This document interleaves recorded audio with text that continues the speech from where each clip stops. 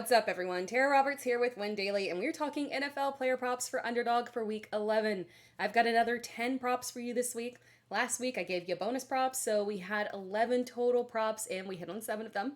Before I dive in, be sure to like this video, subscribe to the channel, and most importantly, check out the description below for a link to sign up to play on Underdog. 100% deposit match up to $500. Now let's go ahead and dive in and talk about the props. Right off the bat, I'm not going to lie, picking props this week was hard. It is a weird week. We have injured players coming back into the fold that add some complexity in terms of how their offenses will function. We've got guys in what should be very strong prop opportunities, but their lines are being pushed up, way up, because they just so happen to be coming off a very strong performance. I am looking at you, Devin Singletary. And then we've got lines that I would theoretically like, but they aren't actually even up yet because of other players' injuries affecting them, so I can't even pick them. So again, this is just a weird week, but we're going to start off with Jacksonville. The Jags are coming off of a bye week, but before that, they went through what I can only describe as a shellacking by the 49ers. The game got ridiculously out of hand, the Jags abandoned the run, and Trevor Lawrence just hasn't been performing in a way that you can actually do that. Tennessee has typically been seen as a difficult matchup for opposing running backs, but that's really been tilting recently.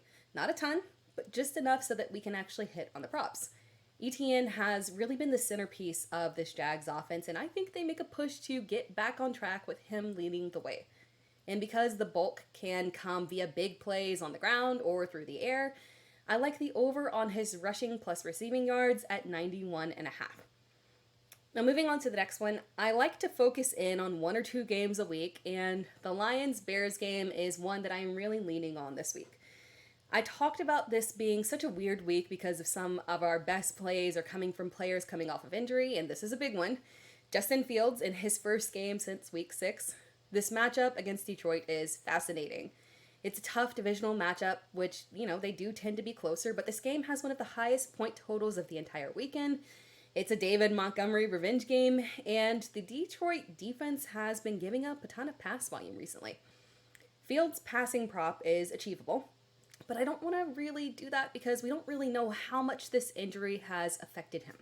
So I prefer to go his passing plus rushing yards at 251.5.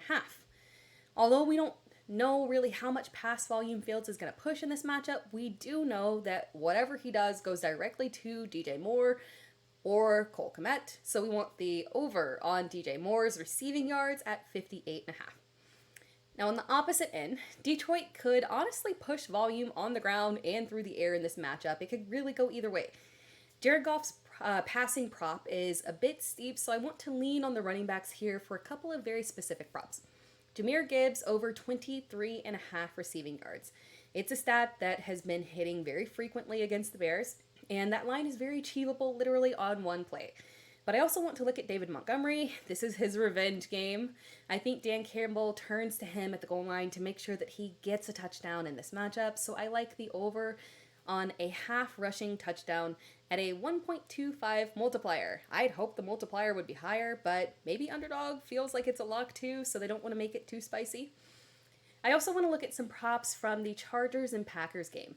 I'm a bit wary of Justin Herbert and Keenan Allen just because Keenan Allen is dealing with a shoulder injury, so it's always a risk that there could be a re-injury during the game. Green Bay's defense has been extremely vulnerable against very competent backfields. Austin Eckler, very competent back, may not be a high-volume rusher, but you can depend on him in this matchup. I like the over on his rushing plus receiving yards at 84.5.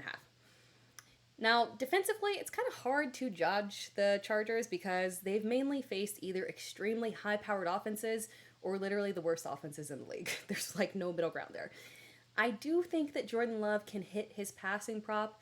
It kind of feels like a trap because it's conveniently right below his 3 previous games' yardage. But the Chargers' defense has allowed strong volume to even Zach Wilson and Tyson Bagent. So we want the over on his passing yards at 227.5.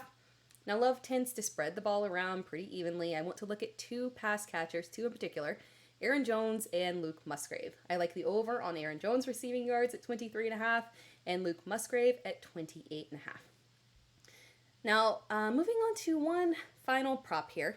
The Giants and the Commanders already played this season in Week 7, and the Giants won in what was an insanely underwhelming 14-7 game. This is a divisional matchup. It's not surprising that it wasn't really high volume. Now, and for that reason, I cannot lean aggressively into the Washington offense as I would like to, but since that game, Sam Howell has been on an absolute tear, pushing extreme volume. He's had over 1,000 yards over the past 3 games, and for that reason, while I do think that volume could go down a little bit, he's got some room to go down. I like the over on his passing yards at 253.5. It is very attainable.